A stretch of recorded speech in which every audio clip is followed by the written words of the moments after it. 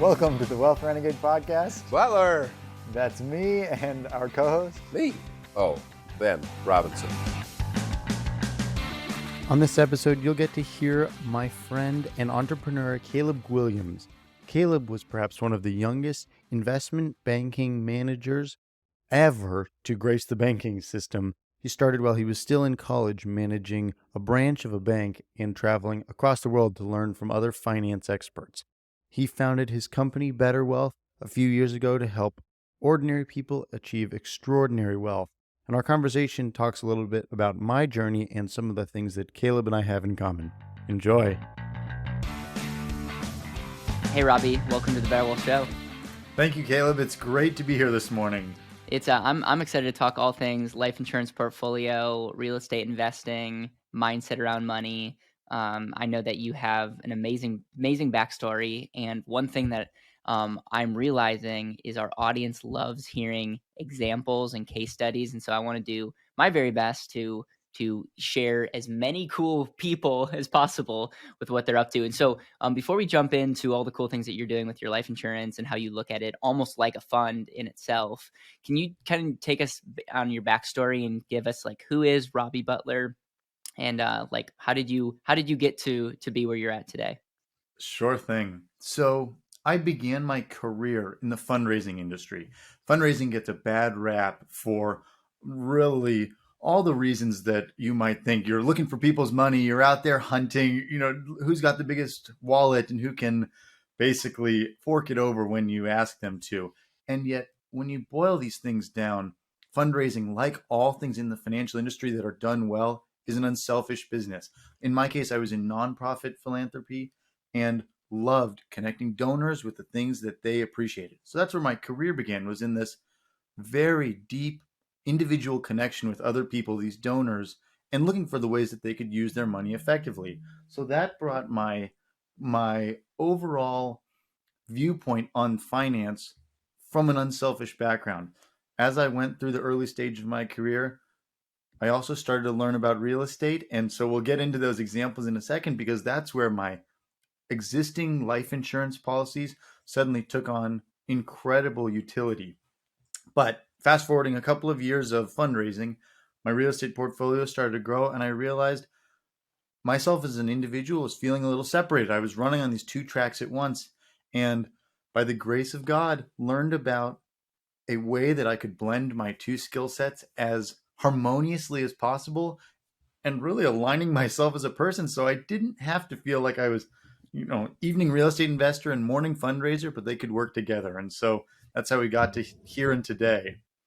It's awesome, man. And so you do real estate syndication, which if you could just explain to my audience what that is, what you do on a day-to-day basis, and then I want to dive into what you've learned about life insurance, because if I understand it, you got a life insurance policy at a pretty young age, and it's been compounding, and you've been able to use it in some pretty incredible ways. So real estate syndication, for anyone that doesn't know what that is, Sure. How did you get into it, and what do you do on a day-to-day basis? Sure. Well, like I said, all these things connect, and they all do become a part of a harmonious whole. Like with people's investments, you want them to improve your life in a better way. And for some people, they own their life insurance policies, they own real estate themselves, and let's say they have a bond portfolio or some other financial asset. Well, real estate syndication is a way to get into much bigger properties, much bigger deals, a way to diversify across real estate assets in a unique way. So you think of your home. If you have a mortgage on your home, often if that's a pie, it's cut into 4 quarters, and the mortgage is 3/4 of the pie, and you have a quarter in equity. Simple real estate model. Real estate syndication cuts that pie up into many more slices and can hand it out into many more people. So literally, if you have, let's say, $1 million property, this is an example, a deal I would work on any day now. Yep. $1 million property, let's say it has debt of $600,000. Well, you could have 4 investors at $100,000 a piece to take down all of the equity. What I do, I go out and find those investors. I craft the deal. I offer them the opportunity, and I listen for if that deal is the right deal for them. if that matches their financial goals, if it is in alignment with who they are and where they want to be in 1 year, 5 years, 10 years, etc. So it is an unselfish business, and that's how I was so attracted to it, and that's why I love it so much.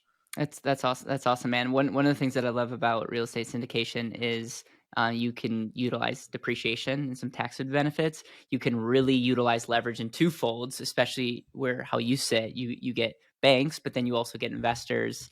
And I think for LPs, people that are putting up capital and people that are managing it, it's a win-win-win if done properly.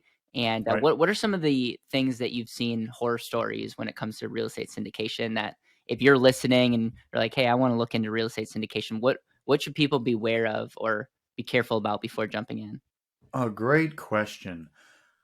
All relationships begin with trust. And so you should spend as much time as Yep. necessary to prove that you trust the syndicator. That's the beginning. Because the syndicator, when done properly, should understand you like a friend. Yep. They should know not just your 10-sentence version of these are my financial goals and this is what I'm looking for, but they should understand your family. They should understand your other areas of life that are important to you, because people might say, oh, my goal is to hit the highest rate of return possible. You show me 100% rate of return, I'll give you all my money. That may not be the right thing for them. And the syndicator may have to discern that in the process of growing trust with the person. So horror stories often begin with breaking a few fundamental principles like that one. Yep. No trust, so there's no foundation for the deal. Not really understanding the deal is another one. Someone goes, I thought this was a cash flow deal. This is an oversimplified example, but I thought this was a cash flow deal. You say, no, we have to delay the cash flow until the building is done being built. Well, that would come from simply rushing someone through the process, forcing them into the deal and saying, your returns are going to be great, but they thought they were going to get, let's say, a check on the first month, but maybe the Yep. deal pays quarterly. Maybe the deal pays annually. Yep. There are all these elements that are so necessary to get deep on. I think this is true in whatever business that you get into is expectations. Really, really understand how you get your money back. Trust is obviously it's so important and it's so hard to measure because it's a lot of Yeah. it's a gut feeling. But due diligence is a way. Do you have a due diligence checklist? Are you running by these opportunities through other people? Like there's a lot of things that you can do to create checks and balances and create a higher due diligence. And I think there's a lot of wisdom in what you said. And risk is one of those things where it's like, if you look at the definition of risk, it's your chance of loss. Okay. And I think Todd Langford does this in a really, really good way where I kind of like open my eyes of like, we should want to reduce risk for what we're trying to get into. And if you look at like Warren Buffett and other notable, powerful investors, they're not trying to get a greater rate of return. They're trying to get the same market return and reduce their risk at the same time. And I think that's just another thing that we should always have that pre-frame whenever we look into a deal, investing wise, is what are the risks and what are my chances of loss. We'll have to cite the source on this in the show notes, but someone out there says risk comes from not knowing what you're doing, from being inexperienced with the tools you have available. And so the great risk to the LP in a syndicated deal is not understanding the market they're entering. And so my solution for anyone who is interested in making a passive investment in a real estate deal, such as a syndication or perhaps an oil and gas deal or a Bitcoin deal, would be find a syndicator and spend a year seeing if you can trust them. Because even if you find a different syndicated deal, you could still go to them and say, explain this to me like I'm 5 years old. Yep. And then they can help you sift through the elements that are necessary to get this right.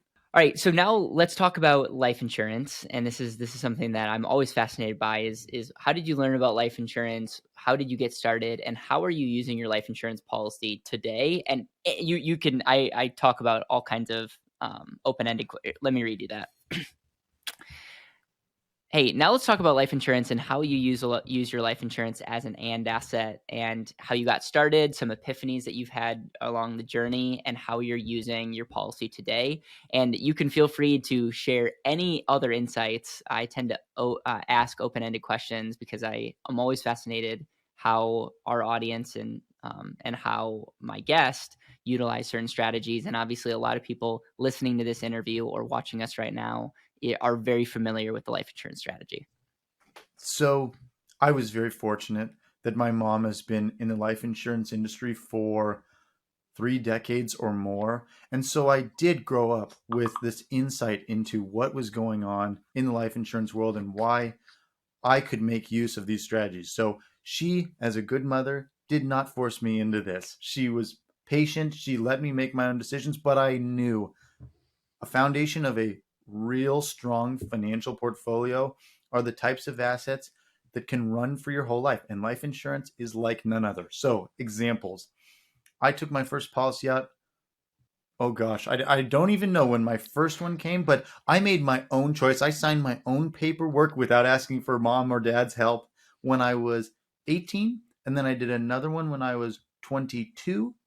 And those policies began my journey into the entrepreneurial career I have now. So I was fairly aggressive with my cash value early on. I said, I want to commit a lot of my current financial resources to this life insurance policy. We're talking like easily 20% of my annual paycheck going straight to cash value before unscheduled paid up additions, as really as much as I could from a very early moment in my professional career. This was while I was an employee. And so I was shoving money into this policy.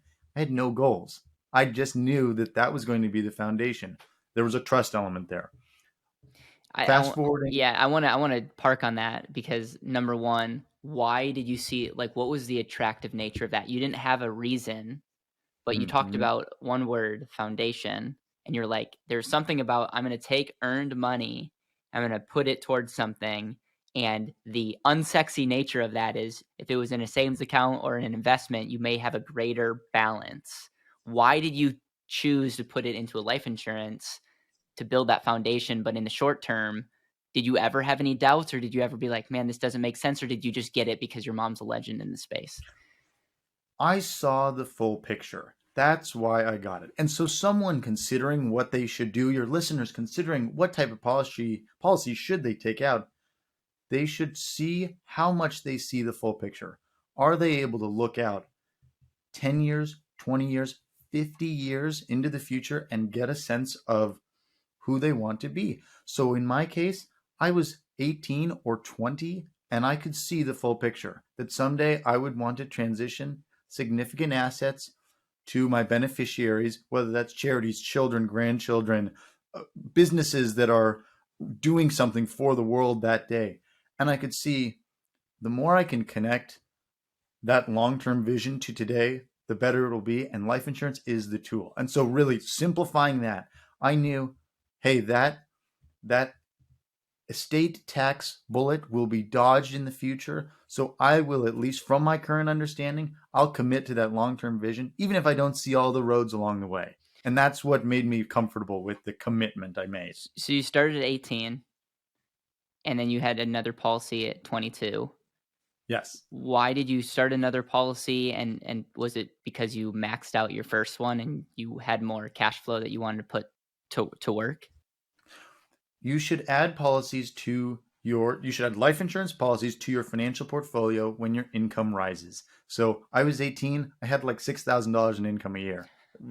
I was not the entrepreneur you are. I had no vision. So is 20% of that, was your first policy like $1,000 or what? Totally. Absolutely. I love that.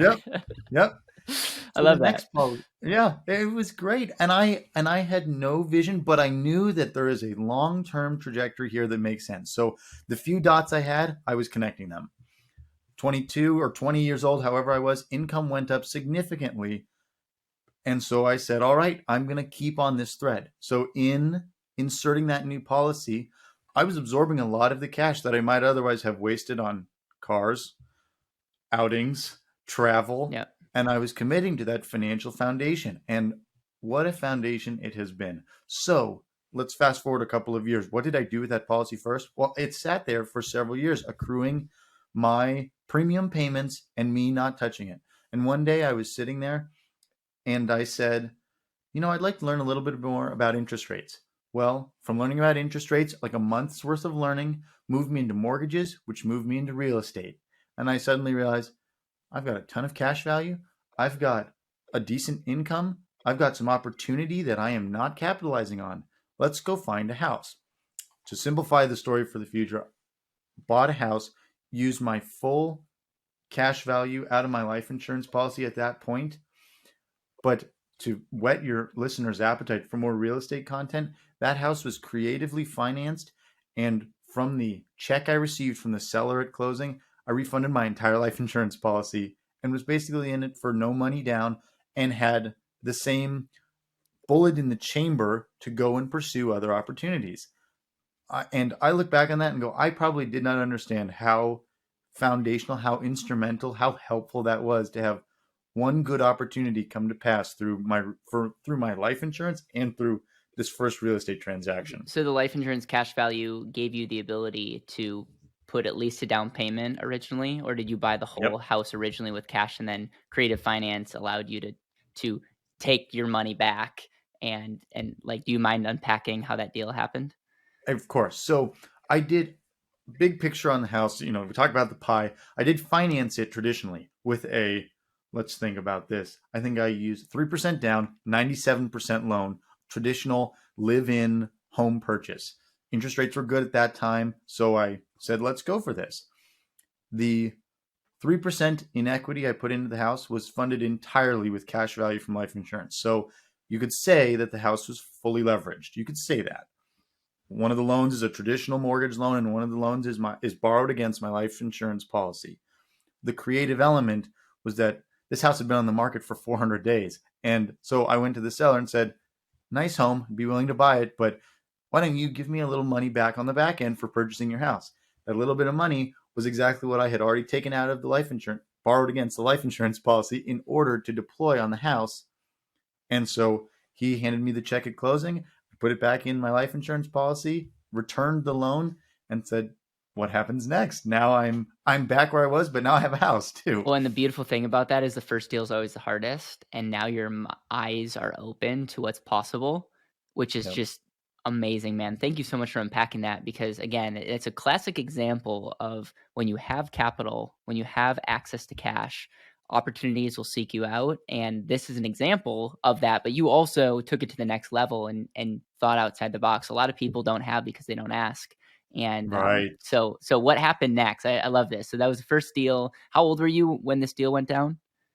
Oh gosh, I must have been, I know this. I was 24, I Okay. believe. So you have two policies at the time. Yep. Not crazy ton of cash value at this point, but No. they're continue every year. It's continuing to grow, and you have your first deal down, which is the hardest. So what happened next? Sure. Well, now I'm sitting there. I put some roommates in my home to help pay for that. And so suddenly I'm basically back to neutral, but I've added two strong assets, one being a big life insurance policy and one being a home. And I realized, man, this life insurance policy can do this again, but I've got to think a little bit more before I go and run with the same strategy. I've got to grow my financial knowledge. And part of that, again, is a discovery of self. Your podcast talks about this all the time. You are improving yourself, which improves the activities you're involved with. It improves the people you're talking to. This, better wealth, but better everything. And so I pushed myself a little bit and said, what business model can I discover for real estate that I can continually do this, but the trajectory will be stronger, the growth will be greater. And so that's a new business model I adopted. To share a little bit specifically about an insight I had after that first home transaction on life insurance, I realized people take out loans all the time for everything. God forbid, loans on doodads, loans on irresponsible assets, non-collateralized loans. TVs, couches. Yeah. Totally. Yeah. Finance everything. I realized this life insurance loan fundamentally is one of the best types of loans I could possibly get for any type of transaction I need to do. We're talking, where else can you get a loan with an undefined payback period, essentially interest only if you are clever enough about it? Where else can you get a loan with such flexibility? So the real estate friends I made all had really strict loan requirements that they would hit. And I go, real estate loans are better than all of these loan requirements. I'm not talking about a 5-year period. There's no balloon. There's no trial date. This can run for as long as I choose for it. So what happened next? I started to look for multifamily. Multifamily had some of the elements that I felt my next real estate deal would need. Use the same life insurance loan that had been deployed on my home, repaid by the home, to go purchase small apartments. I started to purchase more and more small apartments. And again, my gratitude for this is unbounding, because I never would have realized the partnerships that would have opened up, the doors that would have opened. We made so many mistakes, but it was all collateralized with strong assets.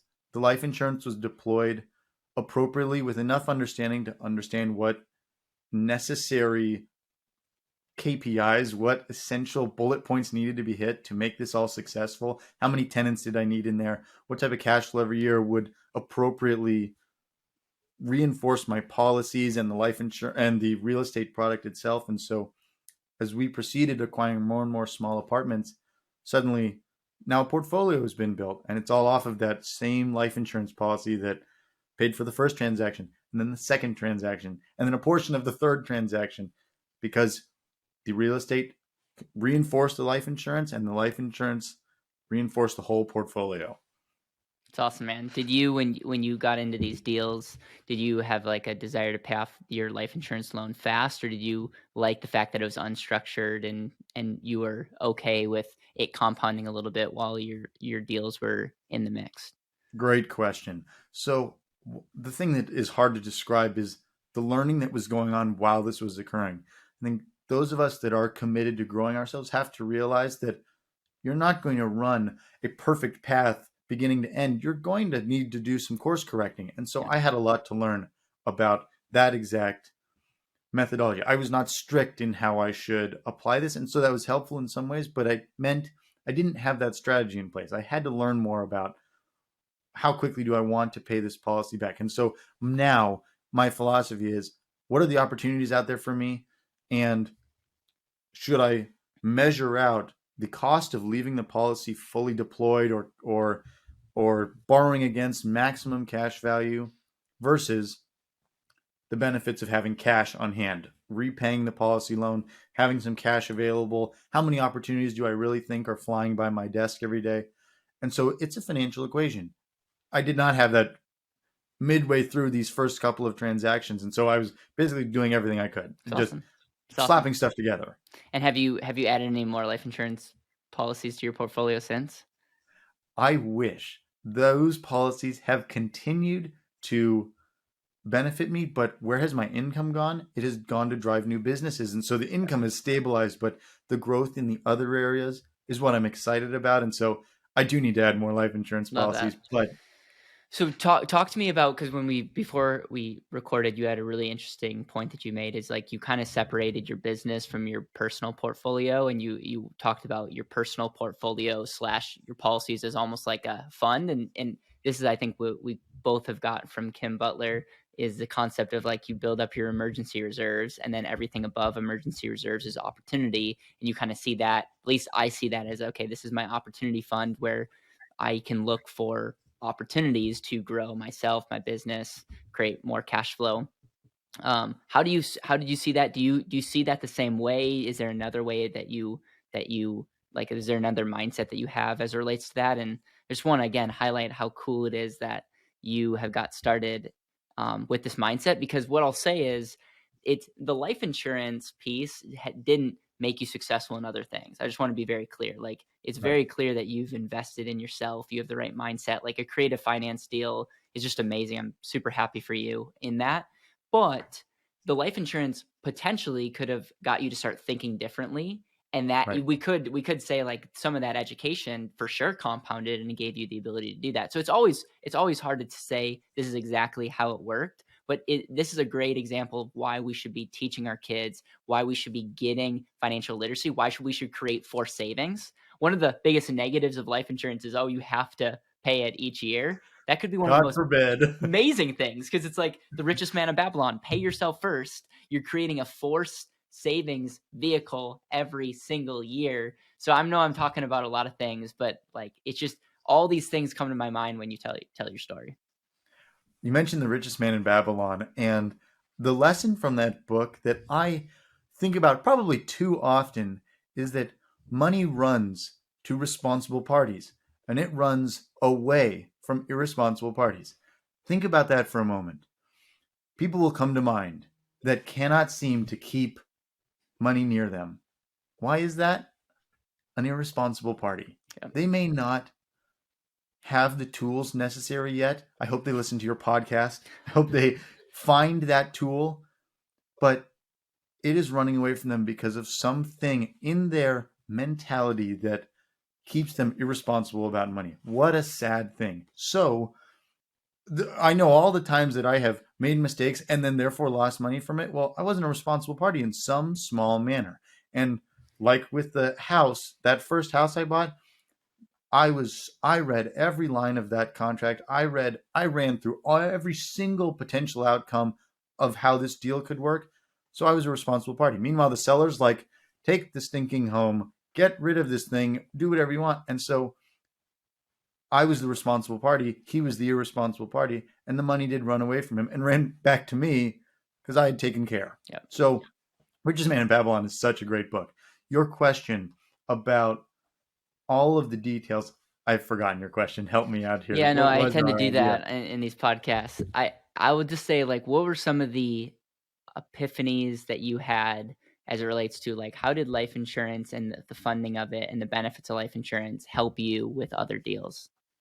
Absolutely. So I would say all of this has occurred for me because good mentors arrived at the right time, which is something I think listeners can trust, that as they seek out this information, the people who can also help them along in their journey upwards, along their financial trajectory, along the trajectory of their life, the mentors will arrive. The right ideas, the right people. So for me, what was the philosophy that helped to reinforce the structure I set up? It was that, very simply, from one of my mentors, Russell Gray of the Real Estate Guys radio podcast, that a business portfolio, a personal portfolio, and all these other elements of your life should reinforce each other, but they should be able to stand alone. They should be able to have their own foundation, each of them, and they should be mutually beneficial. But if your business leans too much on your, let's say, your job's income, and then let's say you lose your job, well, does the job's income and the business income fall off? It probably would.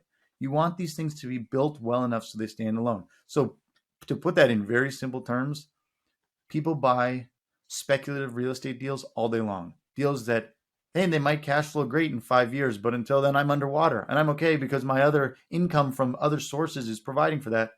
That's not wise real estate investment. That is speculative. People are okay with that because they think they understand the future, but wise real estate deals, like all wise deals, stand on their own. And the best ones, you would look at a post-it note with the deal terms and you'd go, yeah, let's do this. And you would not need any more info to understand that it's a strong deal.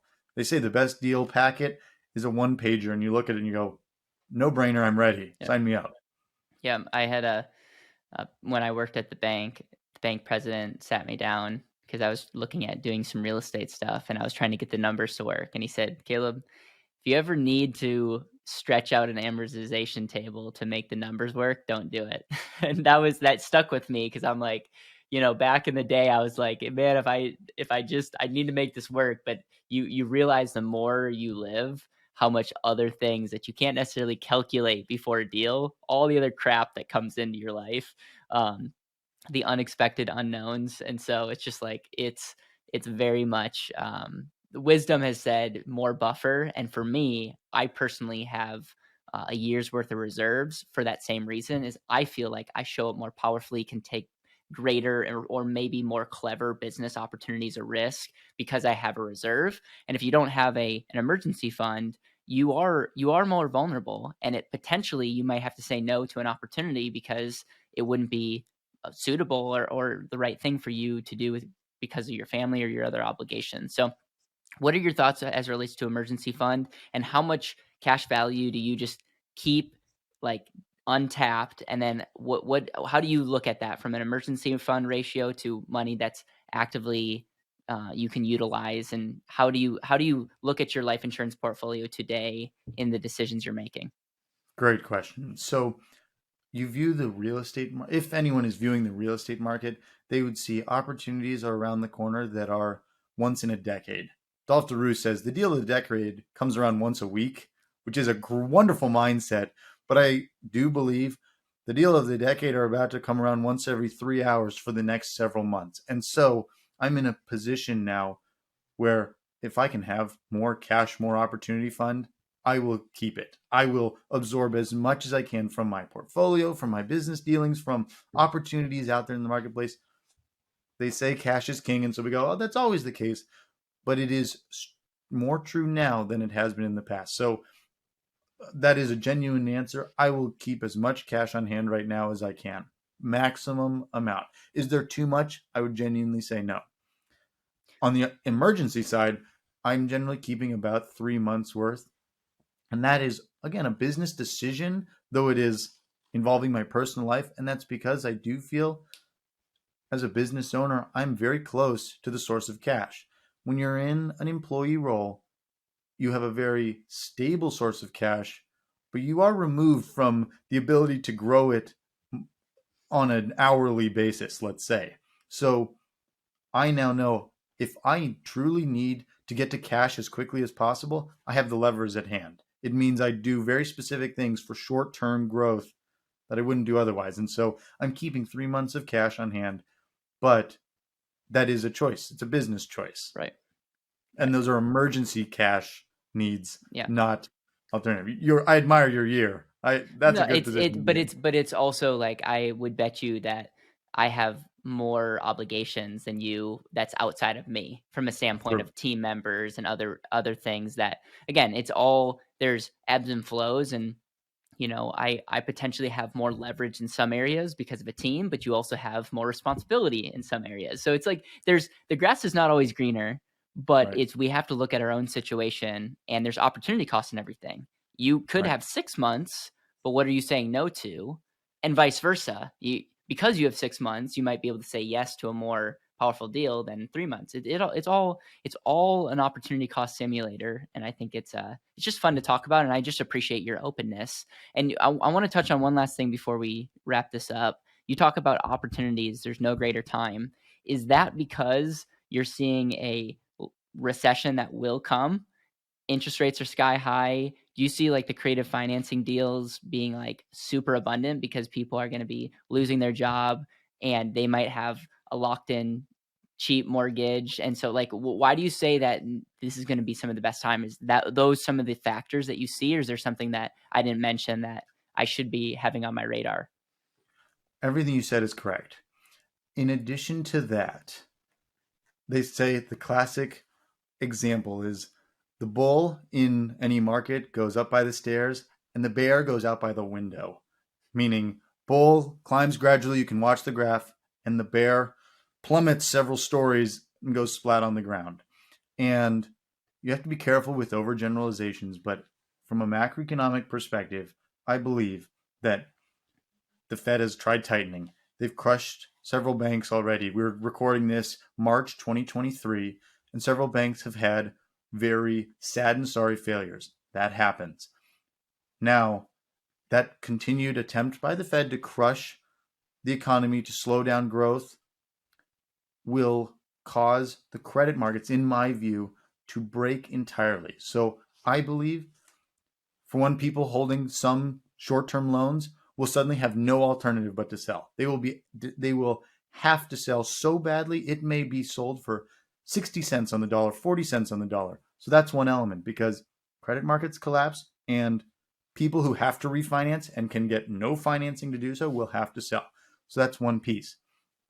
When the credit markets collapse, the additional economic factors rippling out into the economy, into the world, will cause, I think, such a dramatic reversal of the quantitative tightening attempts by the Federal Reserve that the new money printing scheme that will have to be set up to stimulate the economy when there is no credit and when there's no financing will run the dollar into a free fall in real value because they will have to print so fast. So we're talking, what do you like in a bowling alley?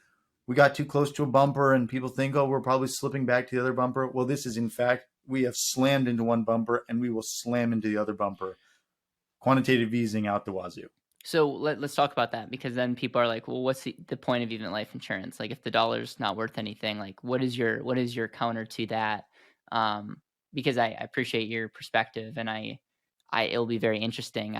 It'll be very interesting what happens, and it's Yep. kind of hard to imagine that we're going to print a ton more money on top of what we've already printed during the last couple of years. Right. But if you ask me, would you be shocked? No, I wouldn't be shocked, unfortunately. So what is your counter to, like, are we just wasting our time with having any money in cash? Should we put it in crypto? Should we put it in gold? Like, what is your whatever you call it, your future look like for your portfolio?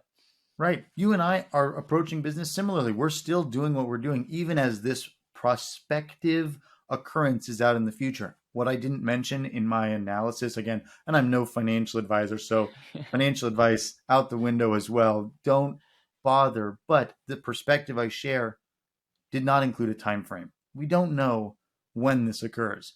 So responsible parties have to take responsible steps in every environment, in every economy, even if Yep. we are using seashells to pay for our food, Yep. Well, still and all along the way. this is what I always say is value creation is actually the best hedge, because gold, great, Bitcoin, great, but like whatever currency we have is going to flow to value creation. So if you can be valuable, people will always need shelter, and people will always pay for something if they perceive it being valuable. And Yep. so spend your time and capital continuing to create value, and I think you'll be fine. So anything else Yep. you want to add? Like, anything else that you want to add about real estate investing, life insurance, your personal journey? I was fortunate that I realized a key element of who I am as a person was that I was an unselfish person and I wanted to share what I knew outwardly. That has unlocked business opportunities. It has proven to me why I choose business models. It has directed the choices I make and the things I do. And I would encourage any listener to take that approach. Think very deeply, do the work to learn about yourself.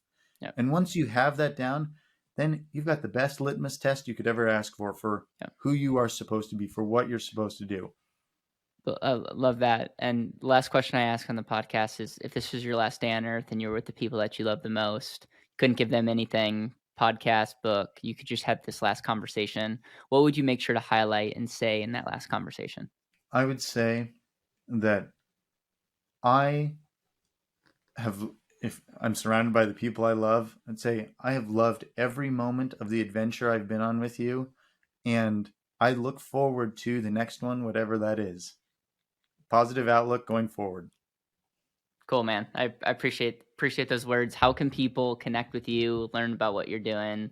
Appreciate you taking time to be on the show and talk about examples. And I also just want to say, if you're watching or listening to this and you're like, hey, I want to come on the BetterWealth show and talk about my life insurance experience, I am doubling down on trying to get other perspectives, because we have all kinds of stories. You're a perfect example of people using their policies to further their financial life and journey, and I just love it. So thank you for that. How can people stay in touch with what you're up to?